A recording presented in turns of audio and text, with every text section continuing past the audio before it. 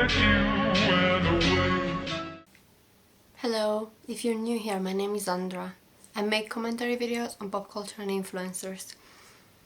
Usually, I like to take the requests of people and consider what people want me to make. I like to follow that content, that's why I request ideas. I like to give you guys what you want. I tried to give you guys what you wanted with the Bratphobic situation. I tried to look for more information, however, at some point there was none.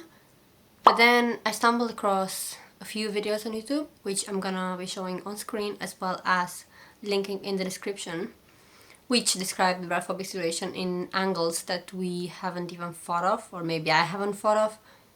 I thought maybe this could be useful to kind of put this whole situation to rest, because after all, it's important to discuss these things online. It's important to discuss blackfishing, Asian fishing, problematic behavior, transphobia from what I've heard.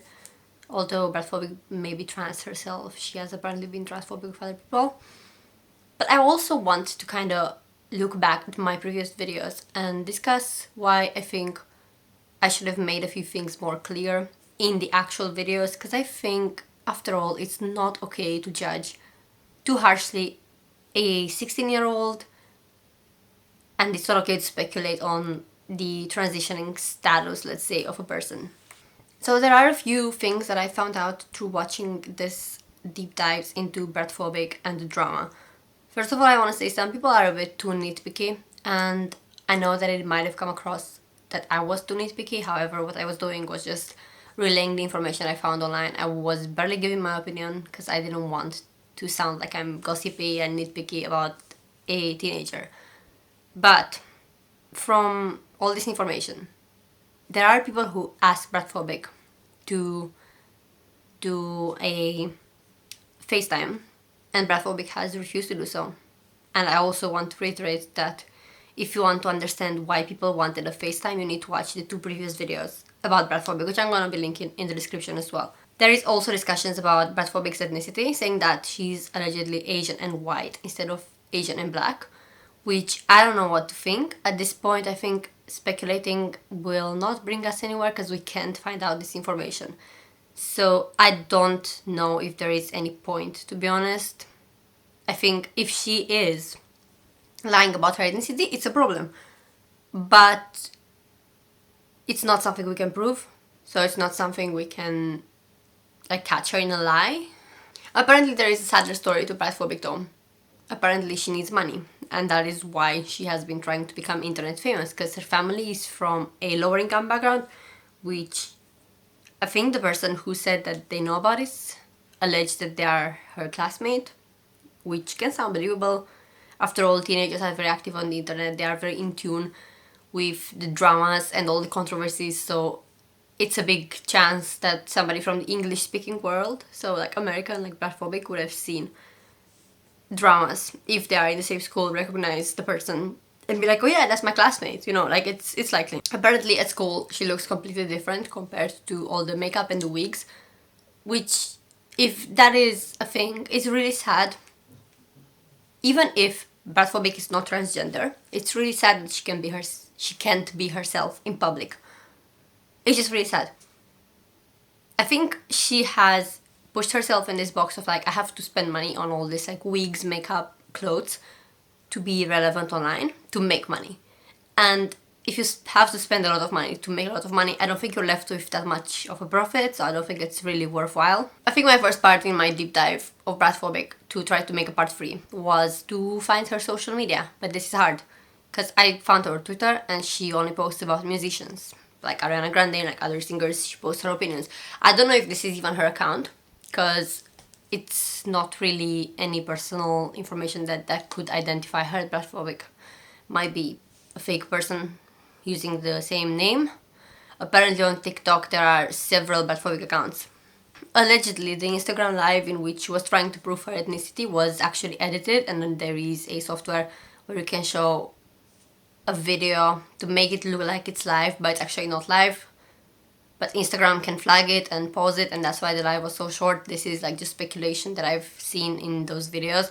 I do not know if that is possible. I don't think that it's out of the realm of possibilities, but I don't know. In my part 2 of this story, Bratphobic has shown some pictures of her family, but they were blurred out. You couldn't see the faces.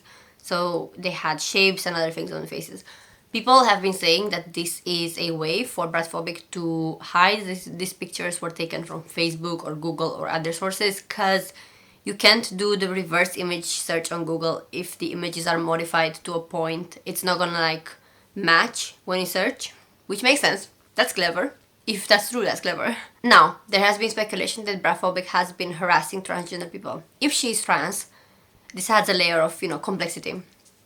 That she might have some internalized transphobia, because she can't be herself in public, so she might be projecting that anger onto other people. If she is not trans, then obviously that's just blatant transphobia. It's complicated to speculate without knowing the truth, and I think at this point it's weird how much people were hyper-focusing on whether she's transgender or not. I remember in one of my videos, I don't remember if it was part 1 or 2, I did talk about that this is, a theory, but I also said it's weird to talk about a child and try to figure out if they're trans or not, because it doesn't matter what she is. It doesn't matter. It doesn't add to the conversation of, she's done something problematic, ran away, didn't really apologize or try to fix it, and she's still using so many fake accounts, being just suspicious in general. But also, this is a teenager. Teenagers do things, I used to be quite rebellious when I was a teenager too. So it might just be an act of rebellion, an act of, you're a teenager, you think you know better than everybody else, but obviously you don't. You have a lot of growing up to do. So I think we need to give her more room to grow. So this is why, I've decided I'm closing this saga with this additional information that I found. But this is gonna be the last video on her, because I don't want to talk about a kid a year on after the drama.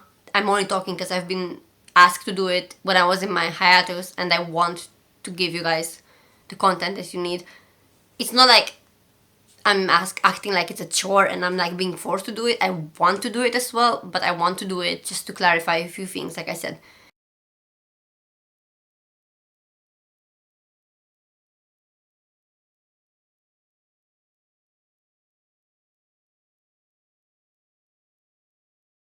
Hey guys, I don't have a lot of time, so I'm just gonna get straight to the point. But basically, I am Punkstar. I'm the person who exposed Ariel for making a George Floyd joke a while back on TikTok. It was a really big thing and she was getting canceled left and right.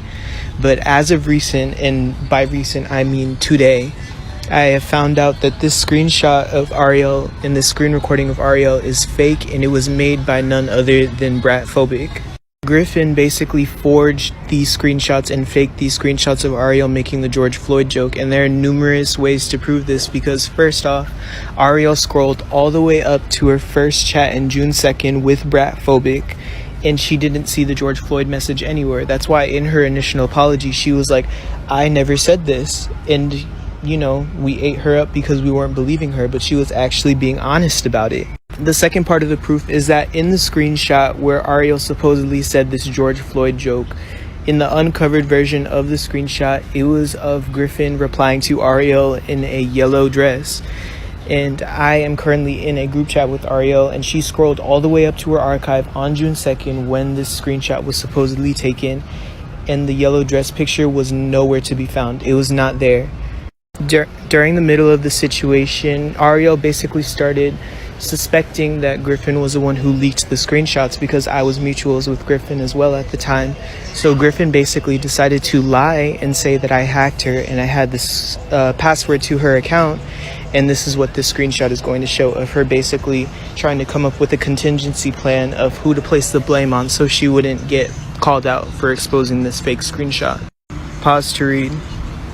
Not only did Griffin make this extremely disgusting fake screenshot of Ariel saying this George Floyd joke, but she also doxed Ariel and tried to contact her parents through a Google Voice number to get her off of the internet permanently. It took us a while to figure out her vendetta against Ariel and the whole reasoning behind her doing this, but we finally figured out that she was really salty about Ariel talking about her Asian fishing scandal back when she was getting exposed. And I just want to take the rest of this video to say that I am extremely sorry from the bottom of my heart to Ariel for basically slandering you without fact checking first. If I had known that the screenshot was fake or that this had all been laid out by some other person, I would have never done this. And I just want to say that I'm so sorry, and I feel so awful for allowing people and giving people a space to be transphobic, racist, and overall disgusting to you. And I expect Bratphobic Griffin to post a public apology towards Ariel too, because if you're watching this, which I know you are, you know that you're wrong as hell for what you did. That's all I wanted to come out here and say. Thank you guys for your time. There is a layer that I found out about recently, which I did not know about in my parts 1 and 2. This like adds to the complexity of the situation, and it adds to how dangerous it really is to have, you know, teenagers on the internet unchecked. There are speculations that Bratphobic was a sex worker online and that she was on different video chat websites under a pseudonym. Now, what is the problem with this? Bratphobic is supposedly 16. If she's 16 and transgender, that's already like a layer of, you know, extra layer of danger, because transgender people are in very dire danger when it comes to sex crimes. I don't want to again speculate. There have been ways in which people try to prove it, but it's not any conclusive proof.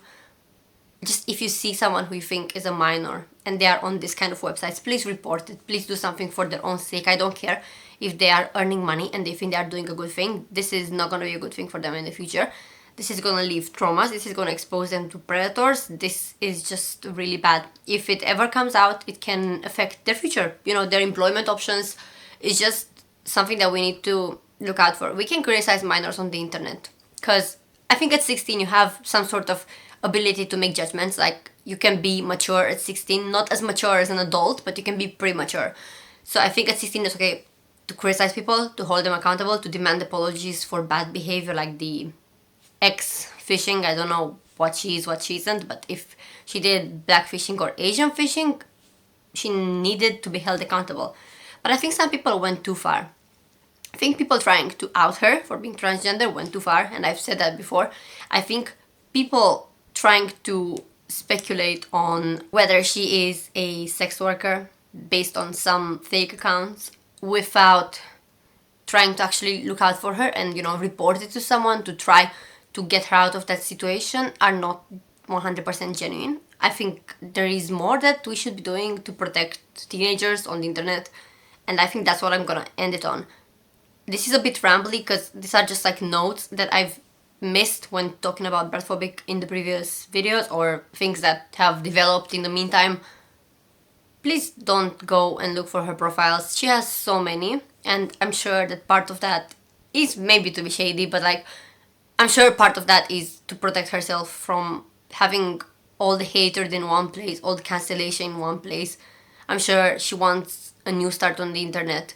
And did she make amends for what she did and how she left the internet? Maybe not, but ultimately it's like an individual choice on, you know, whether you want to support or not. So please, we need to talk about, you know, canceling actually dangerous people. This is a minor, and like I said, you have to give minors lessons, but you can't try to destroy minors' lives, and you can't out minors as transgender when you know that this might put them in danger. Please give this video a like if you liked it, or if it helped you to get some closure on the situation. I know the situation is old, but like I said, people have been interested in this even after it was over, because it's quite a fascinating case, I would say. I agree that it's something that I would request if another YouTuber had made it instead of me. Please leave a comment down below, subscribe for more videos, and I will see you guys next time. Bye!